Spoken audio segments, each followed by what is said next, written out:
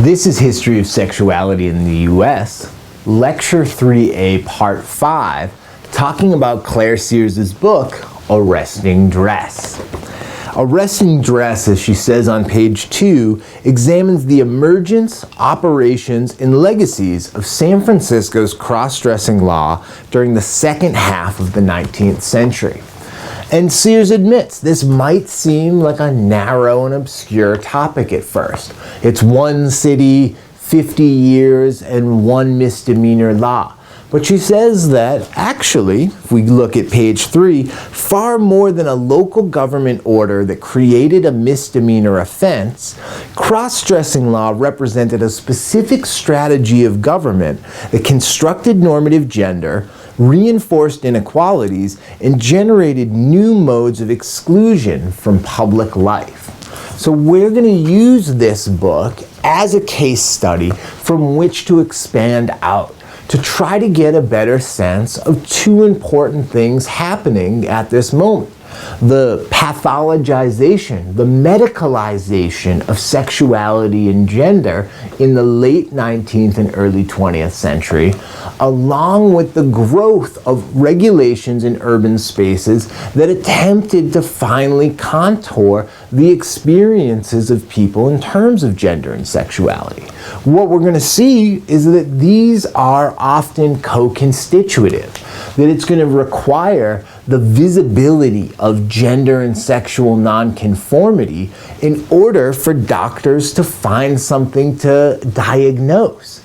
And we'll see that those diagnoses are subsequently going to influence regulations that alter people's everyday lives. Now, Sears's book I like for a number of reasons. I like how short and focused it is and how it opens up to a lot more. I also think she makes some important methodological interventions. And if we turn to page 6, we can see she talks about 3 different things that she's resisting.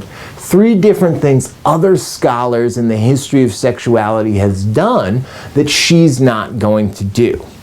The first is resisting the division of cross-dressing phenomena into groups that do and do not belong. That's to say that she's not interested in separating out queer and not queer forms of cross-dressing. Rather, she wants to understand the way that people who were using dress and the presentation of the self and body in different ways, to understand that any division between these categories didn't pre-exist the politics of dress, but rather was created through them. The second thing she's resisting is the isolation of non-normative gender as a formation that does not belong alongside classifications of race, sex, disability, and citizenship. And that we're thinking about an intersectional approach. Key to this class throughout. We don't want to isolate gender and sexuality and think we can see them on their own. Rather, we want to think about the ways that they're co-constitutive with other axes of power, other axes of privilege and oppression. She's going to highlight here ideas about race, and specifically thinking about ideas about white Anglo people in contrast to Mexican and Chinese people who are given very different evaluations and status in 19th century San Francisco.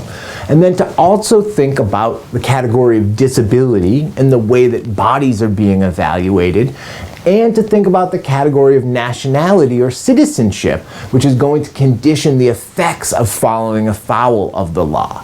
We'll also, of course, be paying attention to this important legal status, sex, right? And sex is a very complicated word and a complicated term, as we've been thinking about and hearing.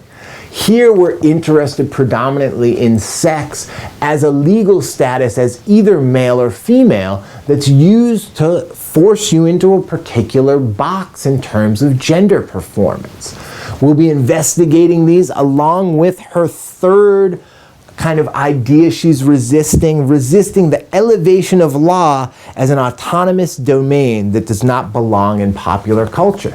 And that's to say that pop culture and formal law are really imbricated in each other. They inform each other, they're tied to each other. So we're going to see both everyday kind of experiences on the street, advertising for different entertainments, and the kind of everyday quotidian stories people are telling in relation to these big, powerful, and formal legal structures.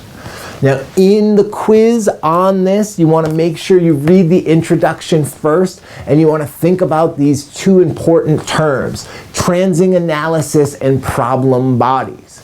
We'll keep digging into this book and be talking about it in the coming weeks, so stay tuned. But for now, go work on Discussion 3A and or Quiz 3A, and let me know if you have any questions.